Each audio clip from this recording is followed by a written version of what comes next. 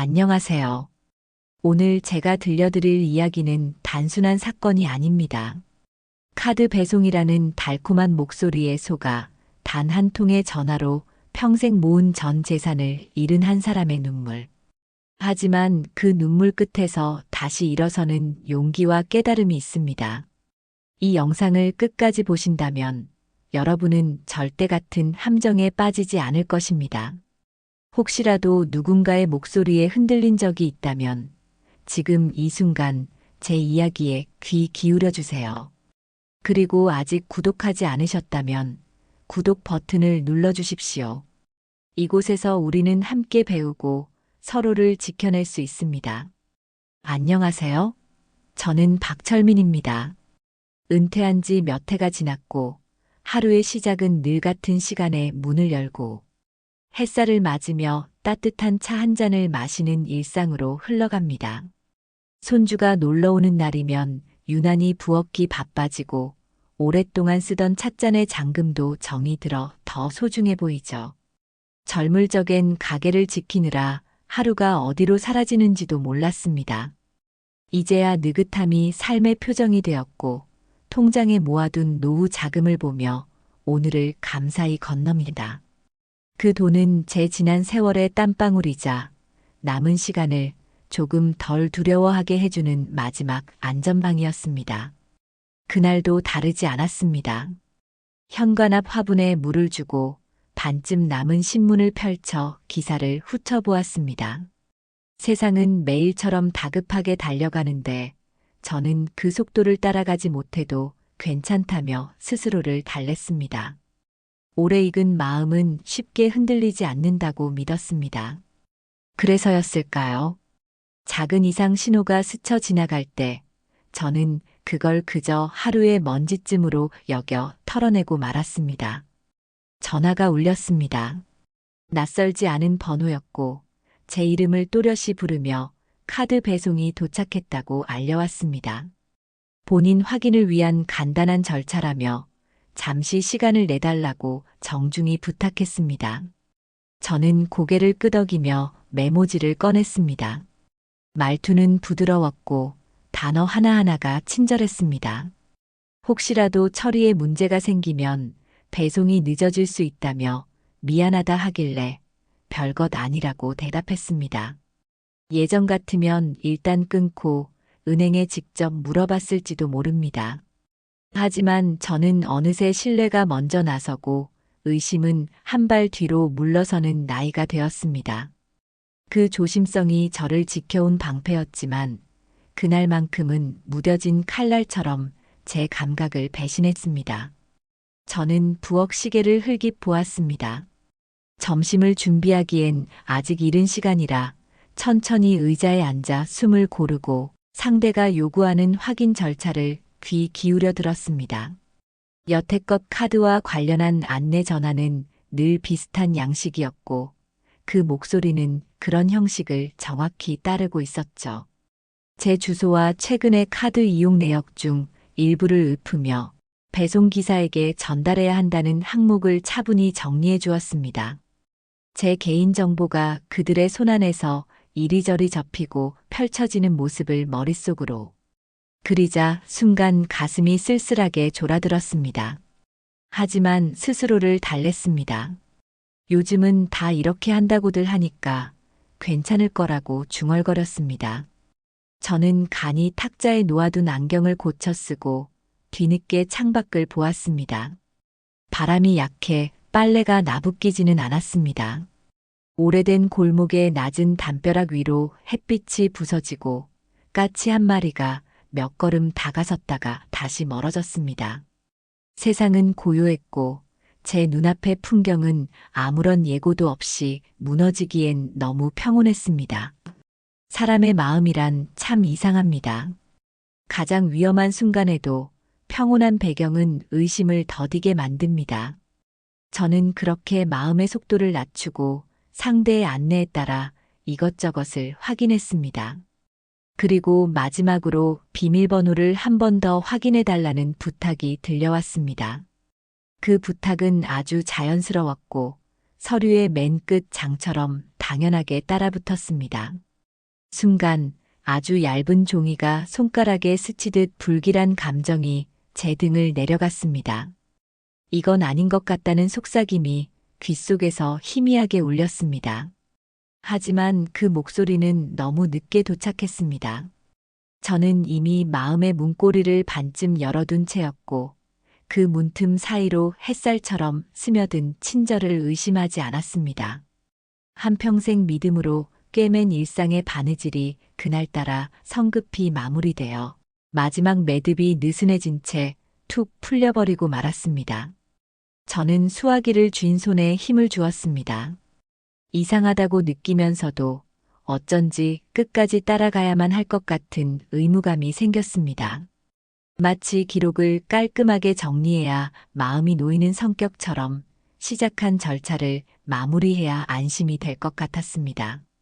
그렇게 제 지문은 버튼 위에 머물렀고 작은 숨소리가 수화기 너머로 오르내렸습니다. 제 안의 조심과 신뢰가 팽팽히 맞서다가 결국 신뢰가 한 발 앞서 나갔습니다. 저는 겨우 들릴 만큼 낮은 목소리로 확인을 마쳤습니다. 그 순간 방 안의 공기가 아주 조금 변했습니다. 보이지 않는 손이 커튼 끝자락을 스쳤던 것처럼 소리도 빛도 온기도 별다른 변화가 없는데 마음만 한 칸 내려앉았습니다.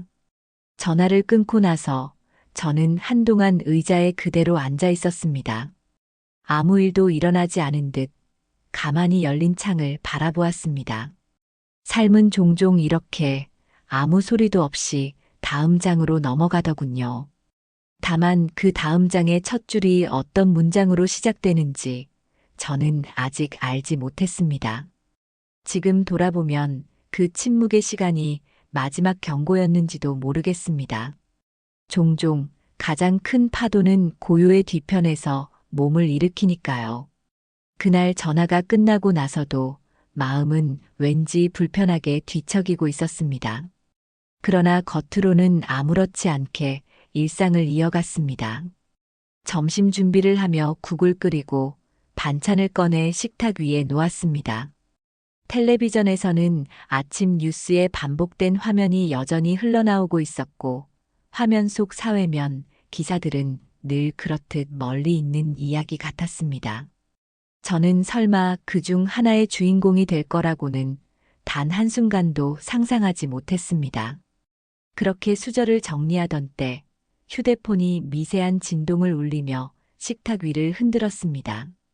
저는 무심코 손을 뻗어 화면을 켰습니다. 문자 알림. 순간 제 눈은 의심을 머물렀습니다. 출금 500만 원 완료. 눈이 휘둥그레져서 다시 들여다보니 곧이어 또 다른 알림이 떴습니다. 출금 1000만 원 완료. 제 호흡이 가빠지고 손끝이 덜덜 떨리기 시작했습니다. 심장이 쿵 하고 내려앉으며 피가 한순간에 식는 듯 했습니다. 저는 서둘러 은행 앱을 열었습니다. 그런데 화면 속 숫자는 제가 알던 그것이 아니었습니다. 차곡차곡 쌓여있던 제 전 재산이 마치 모래성 무너지듯 허무하게 흘러내리고 있었습니다. 저는 손으로 입을 막으며 혼잣말을 뱉었습니다. 이게 대체 무슨 일이야? 설마 내가 방금 그 전화 때문에. 머릿속이 새하얘졌습니다. 저는 황급히 은행 고객센터로 전화를 걸었습니다. 수화기 너머로 기계음이 차갑게 흘러나왔습니다. 대기 순번은 12번입니다. 잠시만 기다려 주십시오. 그 짧은 시간이 영겁처럼 길게 늘어졌습니다. 제 손바닥엔 땀이 맺혔고 목구멍은 타들어가듯 메말랐습니다. 몇 분이 지나 연결된 상담원은 차분한 목소리로 계좌 거래 내역을 확인해 주었습니다. 그러나 그가 말해준 사실은 이미 제가 두 눈으로 확인한 그대로였습니다. 돈은 빠져나갔고 상대는 사라졌습니다.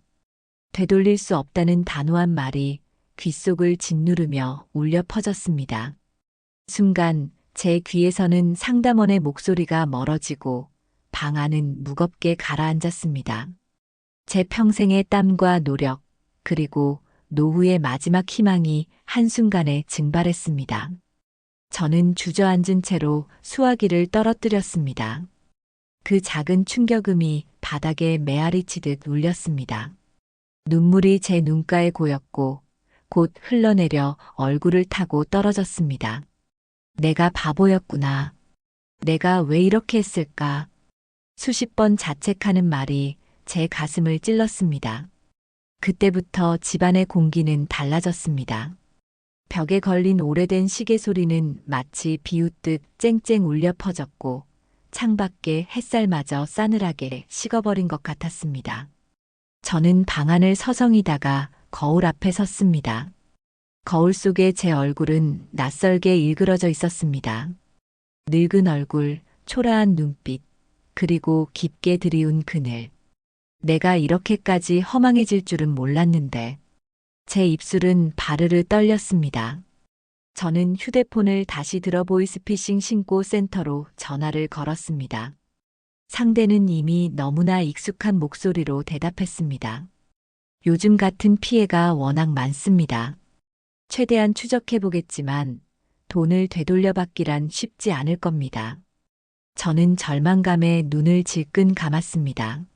마치 커다란 웅덩이에 빠져 허우적대는 사람처럼 허공에서 손을 휘저어도 잡히는 게 하나도 없었습니다. 그리고 그 순간 깨달았습니다. 이제 이 일은 단순히 돈을 잃는 문제가 아니라 제 남은 삶 전체가 흔들리는 시작이라는 것을요. 은행과 신고센터의 차가운 답변을 들은 그날 오후 저는 한참 동안 방 안을 서성였습니다. 몸은 이리저리 움직였지만 마음은 멈춰버린 시계처럼 제자리에서 꼼짝하지 않았습니다. 눈을 감으면 빠져나가는 돈의 알림창이 계속 떠올랐고 귀를 막아도 전화 속의 달콤한 목소리가 다시 귓가에 맴돌았습니다. 저는 소파에 주저앉아 고개를 감싸지며 수없이 속삭였습니다. 어떡하지? 이제 어떡하지? 하지만 문제는 돈만이 아니었습니다. 그보다 더 무거운 짐은 가족이었습니다. 저는 누구보다 가족에게 든든한 기둥이 되고 싶었습니다. 은퇴 후에도 쓸쓸한 가장이 아니라 손주에게 선물 하나라도 사줄 수 있는 여유 있는 어른이고 싶었습니다. 그런데 이제 그 얼굴을 어떻게 마주해야 할까요? 특히 아들. 그는 늘 저를 믿고 따르던 사람이었습니다. 그 믿음을 산산이 부숴버린 건 다름 아닌 제 어리석음이었습니다.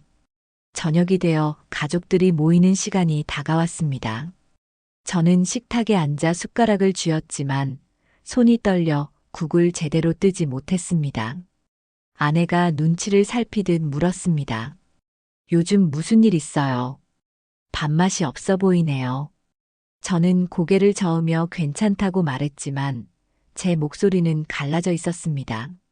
아내는 더 이상 묻지 않았지만 그녀의 눈빛에는 이미 모든 것을 알아채고 있다는 기척이 서려 있었습니다. 결국 저는 견디지 못하고 아들에게 전화를 걸었습니다. 수화기 너머로 들려오는 목소리는 여느 때처럼 밝았습니다. 아버지, 무슨 일이세요?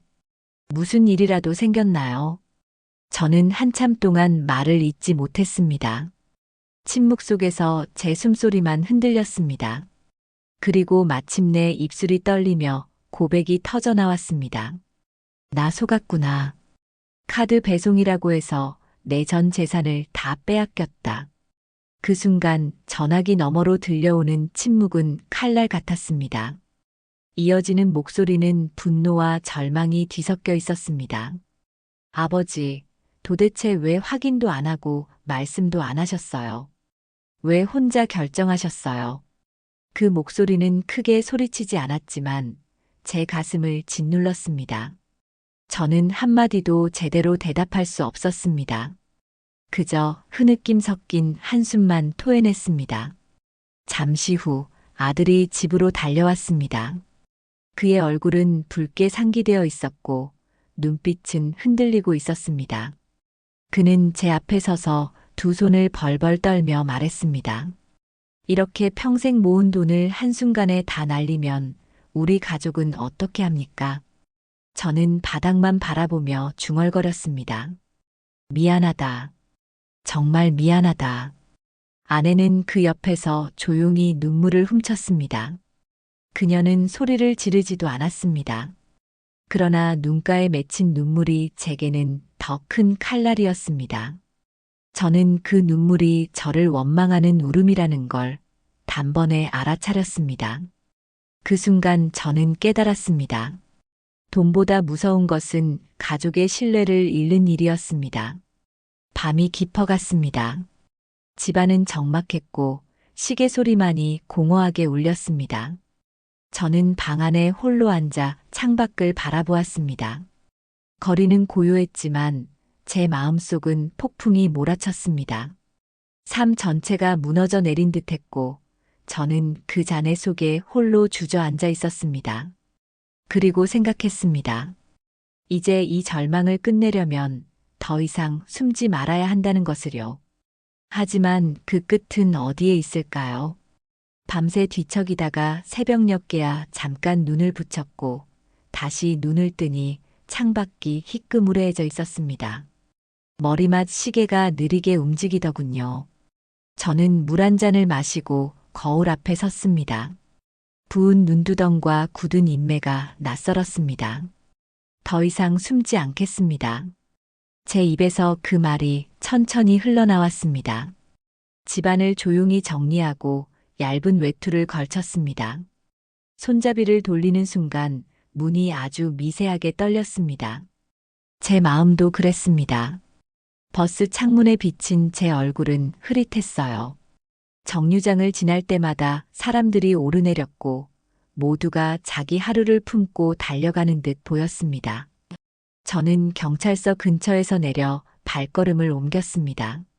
건물 입구에 붙은 안내문과 낡은 벤치, 번호표 기계의 딱딱한 소리가 아침 공기를 작은 모처럼 박아두고 있었죠. 접수 창구 앞에 서니 직원이 차분한 목소리로 말했습니다. 피해 사실을 시간 순서대로 적어주십시오. 가능한 한 자세히요. 저는 종이를 받아들고 펜을 쥐었습니다. 펜촉이 종이를 누르는 순간 손끝이 떨렸습니다. 하지만 줄마다 날짜와 시각, 목소리의 온도, 제 입에서 흘러나간 말들을 적어 내려갔습니다. 글씨가 처음엔 울퉁불퉁했지만 한 줄 한 줄 적을수록 마음의 파문이 조금씩 가라앉았습니다. 조사실 옆 대기실에는 저와 비슷한 나이의 사람들이 앉아 있었습니다.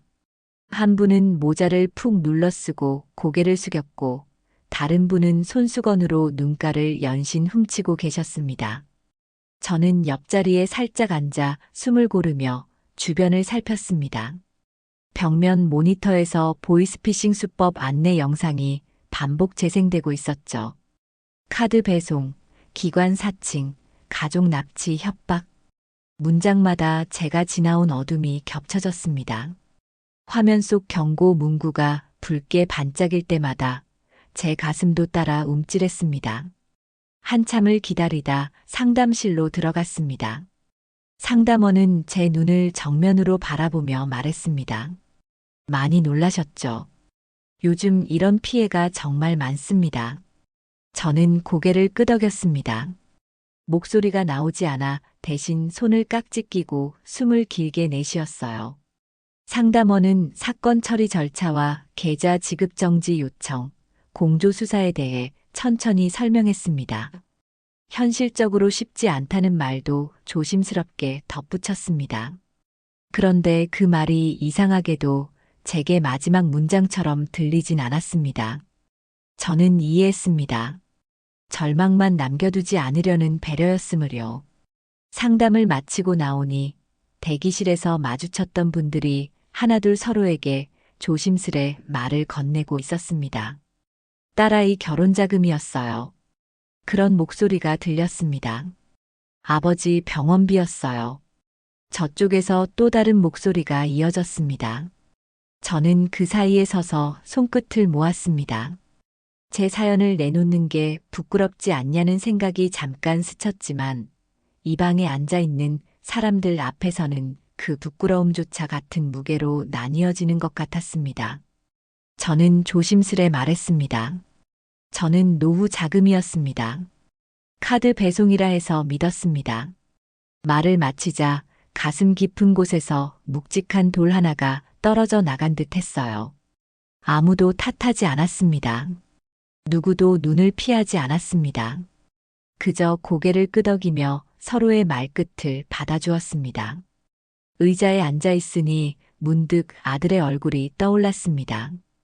분노와 걱정이 섞였던 그 표정이요. 저는 그 얼굴을 잃지 않으려고 눈을 감았다 떴습니다. 잃은 건 돈만이 아니었습니다. 우리 사이의 말과 침묵, 믿음의 온도도 함께 흔들렸습니다. 하지만 오늘 이 방에서 느낀 건 한 가지였죠. 무너진 신뢰는 사과로만은 세워지지 않겠지만 사실을 직면하는 첫발 위에만 다시 기둥을 세울 수 있다는 것. 저는 손에 쥔 번호표를 꼭 쥐었습니다. 종이 조각이지만 제겐 새로운 순서의 시작처럼 느껴졌습니다. 창밖으로 나서니 햇빛이 제 어깨를 살짝 눌렀습니다. 어제와 같은 빛인데 결은 달랐습니다. 저는 버스 정류장으로 천천히 걸었습니다. 발밑 그림자가 길게 늘어졌고 신발 밑창이 바닥을 누를 때마다 작은 결심이 속으로 박혔습니다. 저는 더 배우겠습니다. 더 묻겠습니다. 더 알리겠습니다. 제 실패를 제 구원으로 바꾸는 일, 그 길의 첫 장에 제 이름을 또박또박 적겠습니다. 아들에게도 아내에게도 그리고 내일의 저에게도요.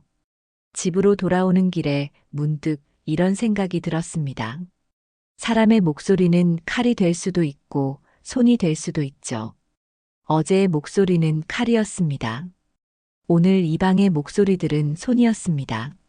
상처 위에 얹혀 따뜻함을 남기는 손이요. 저는 그 따뜻함을 기억하겠습니다. 언젠가 누군가가 오늘의 저처럼 휘청일 때 제 목소리도 손이 되면 좋겠습니다. 그렇게 생각하니 발걸음이 아주 조금 가벼워졌습니다.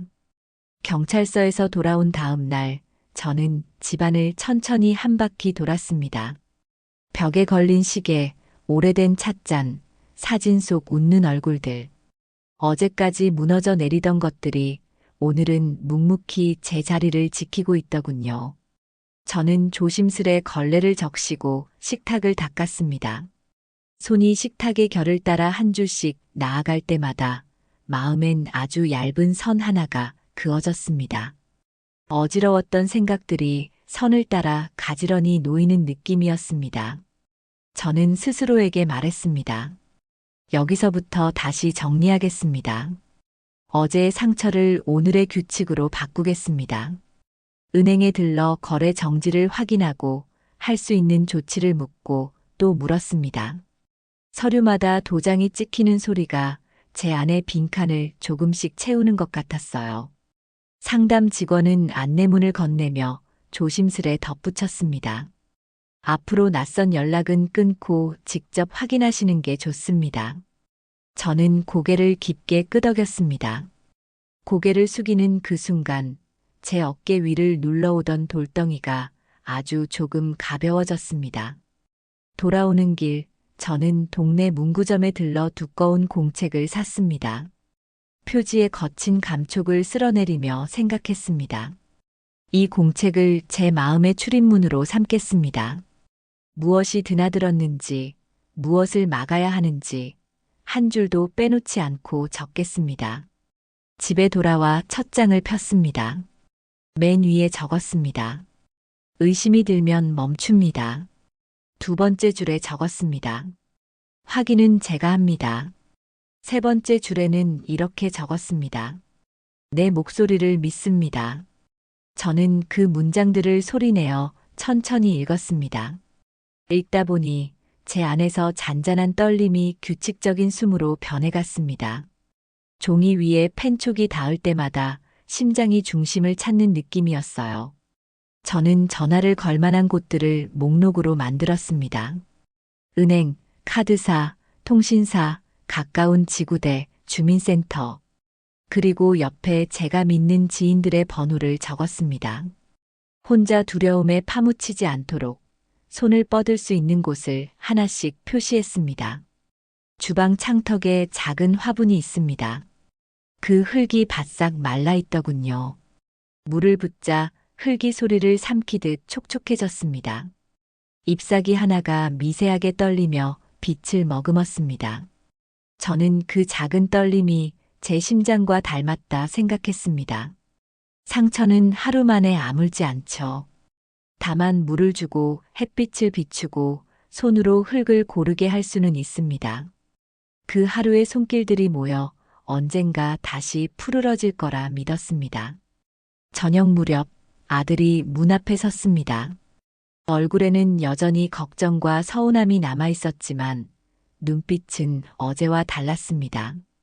저는 먼저 말했습니다. 오늘부터 내 흔들림을 기록합니다. 무슨 연락이 와도 확인 전엔 움직이지 않겠습니다. 저는 공책을 보여주며 한 페이지를 넘겼습니다. 그는 잠시 말이 없더니 식탁 의자를 당겨 앉았습니다. 한동안 우리는 천천히 밥을 먹었습니다. 밥알이 혀끝에 닿을 때마다 어제의 쓴맛이 조금씩 옅어졌습니다. 그가 낮은 목소리로 말했습니다. 함께 하겠습니다.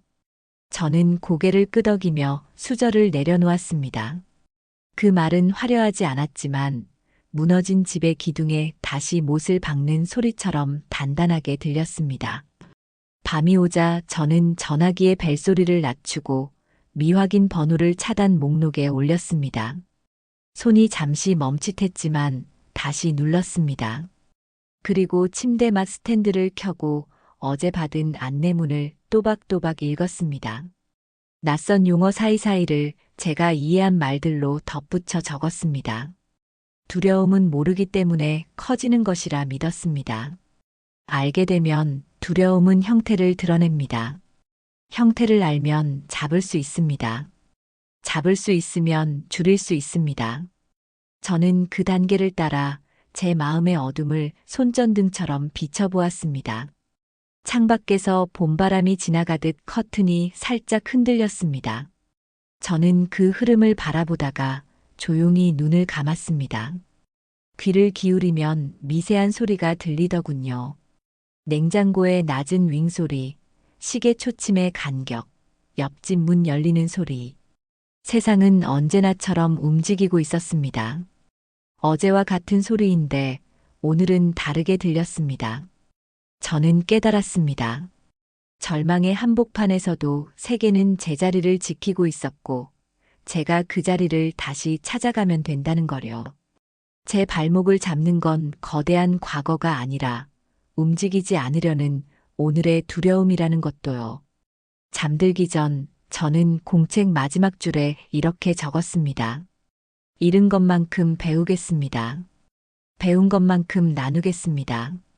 내일의 저는 오늘보다 덜 떨겠습니다. 글씨가 조금씩 고다졌습니다. 펜을 내려놓자 손끝이 가벼워졌습니다. 불을 끄고 누우니 어둠이 방 안을 고르게 덮었습니다.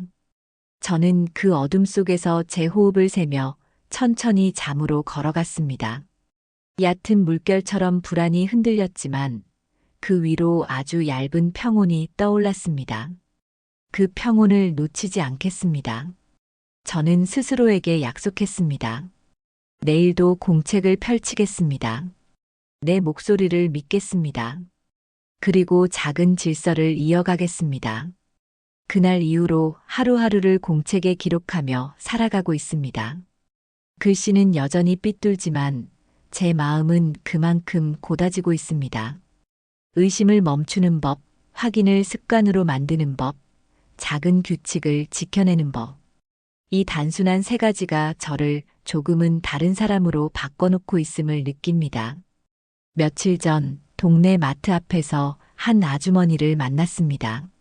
서로 안부를 나누던 중 아주머니가 말했습니다. 요즘은 이상한 전화가 자꾸 와서 겁이 난다고요. 저는 잠시 머뭇거리다 제 이야기를 꺼냈습니다. 사실 저도 당했습니다.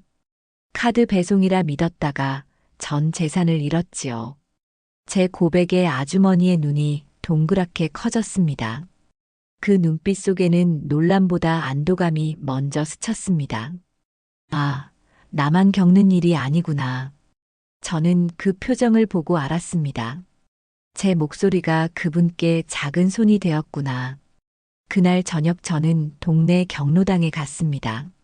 늘 바둑판을 두드리던 분들 앞에 앉아 천천히 이야기를 꺼냈습니다. 그분들은 처음엔 고개를 갸웃했지만 이내 제 말에 귀를 기울였습니다. 카드 배송, 금융 사기, 기관 사칭. 제가 당한 그대로를 들려주자 그들의 얼굴은 점점 굳어졌습니다. 누군가는 연신 고개를 끄덕였고 누군가는 손을 불안하게 꼬아쥐었습니다. 이야기가 끝날 무렵 한 분이 제 손을 꼭 잡으며 말했습니다. 고맙습니다. 우리에게 알려줘서. 그 순간 저는 제 상처가 더 이상 제 안에만 머물러 있지 않다는 걸 알았습니다. 집에 돌아와 공책에 적었습니다. 목소리는 칼이 될 수도 손이 될 수도 있다. 오늘 나는 손이 되었다. 그 문장을 읽고 또 읽으며 눈가가 젖었습니다. 눈물이었지만 어제의 눈물과 달랐습니다. 무너짐이 아니라 회복의 눈물이었습니다. 그 후로 저는 동네 사랑방 모임에서 종종 제 경험을 나누게 되었습니다. 누군가는 묻습니다. 부끄럽지 않으세요? 저는 대답했습니다. 잃은 건 돈이었지만 배운 건 사람을 지키는 법이었습니다. 제 이야기를 들은 이웃들은 서로의 경험을 나누며 조금씩 마음을 여는 듯 했습니다. 그 공간엔 더 이상 숨은 부끄러움이 아닌 드러내는 용기가 자리하고 있었습니다.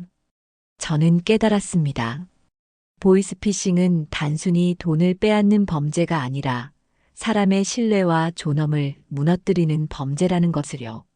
하지만 동시에 그 무너짐 속에서도 우리는 서로의 손이 될 수 있다는 것을요.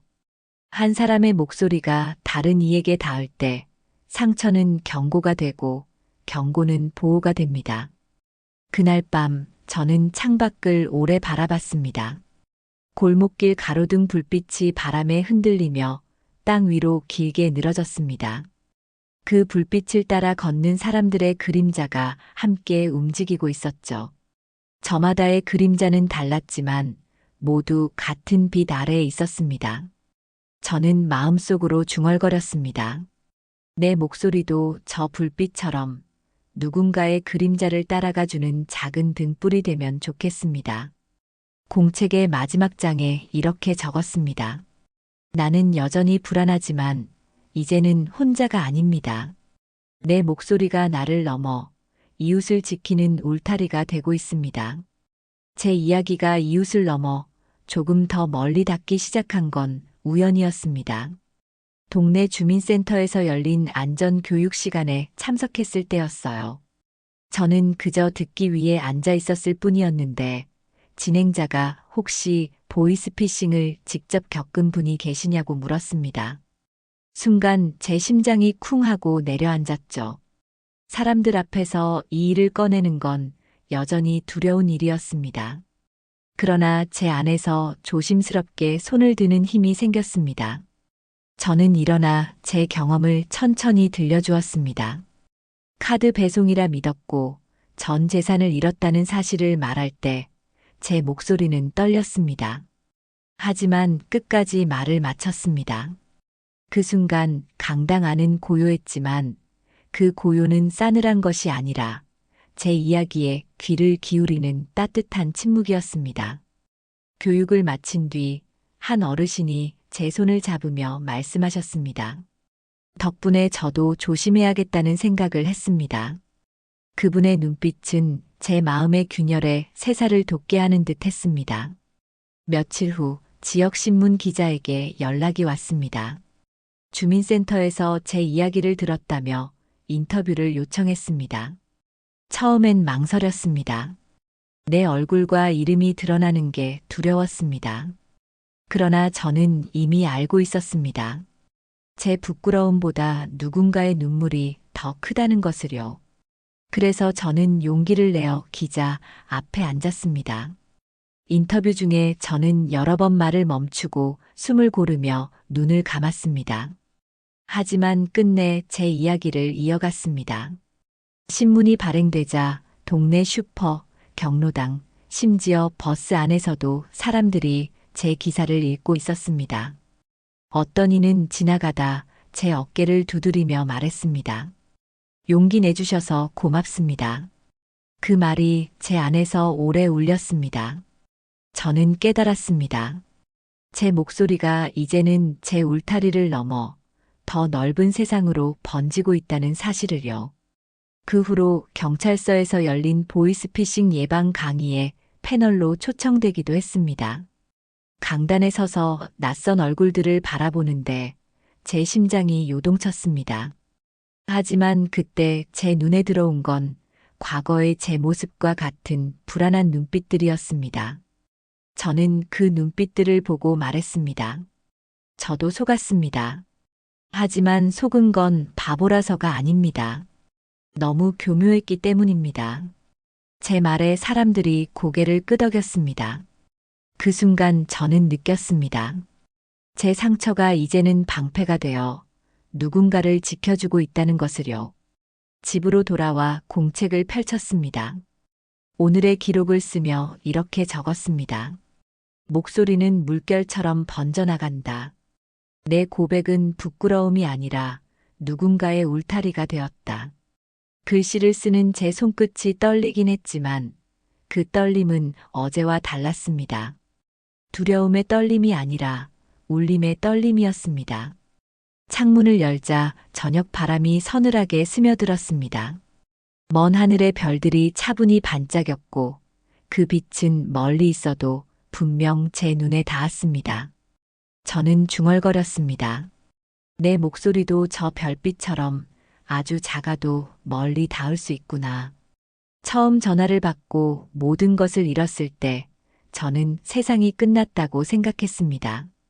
한순간에 무너져 내린 전 재산, 가족의 눈빛 속에 비친 실망과 분노, 그리고 제 자신을 향한 끝없는 자책. 그 모든 것들이 저를 짓눌러 숨을 쉴 수 없게 만들었죠. 그러나 시간이 흐르고 저는 그 무너짐 속에서 다른 길을 보았습니다. 사람은 누구나 무너질 수 있습니다. 중요한 건 그 무너짐을 어떻게 일으켜 세우느냐는 거였어요.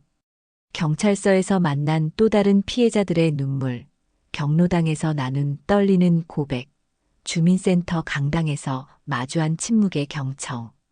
그 모든 순간이 저를 조금씩 일으켜 세웠습니다. 제 목소리는 부끄러움이 아니라 누군가를 지켜주는 울타리가 되었고, 저는 그 속에서 다시 저 자신을 용서할 수 있었습니다. 가족과의 관계도 시간이 지나며 달라졌습니다.